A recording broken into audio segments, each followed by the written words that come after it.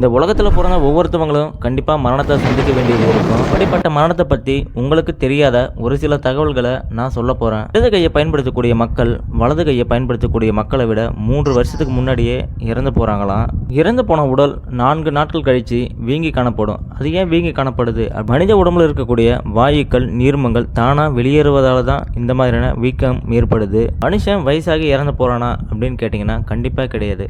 வயதாகும் போது உடலில் இருக்கக்கூடிய நோய் எதிர்ப்பு சக்தி குறைஞ்சி போகிறதுனால பல நோய்கள் தாக்கி தான் மனுஷன் இறந்து போகிறான். தடயவியல் நிபுணர்கள் ஒரு உடலை எத்தனை நாட்கள் முன்னாடி இறந்து போன உடல் அப்படின்னு கண்டுபிடிக்கிறாங்கன்னா அந்த உடல் மீது இருக்கக்கூடிய உயிரினங்களை வச்சு தான் இது எத்தனை நாட்களுக்கு முன்னாடி இறந்து போன உடல் அப்படின்னு கண்டுபிடிக்கிறாங்க.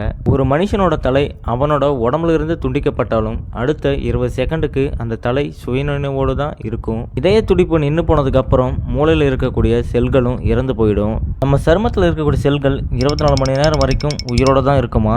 இந்த மரணம் அப்படின்ற ஒரு விஷயத்தினால உங்களுக்கு பிடிச்சவங்களை நீங்கள் கண்டிப்பாக மிஸ் பண்ணியிருப்பீங்க. அப்படி நீங்கள் யாரை மிஸ் பண்ணுறீங்க அப்படின்னு கமெண்ட் பண்ணுங்கள். மேலும் இந்த மாதிரியான வீடியோக்களை தொடர்ந்து பார்க்கணும் அப்படின்னா நம்ம சேனலை மறக்காமல் சப்ஸ்கிரைப் பண்ணிட்டு போங்க. வீடியோவை முழுசாக பார்த்ததுக்கு நன்றி. அடுத்த வீடியோவில் சந்திக்கலாம்.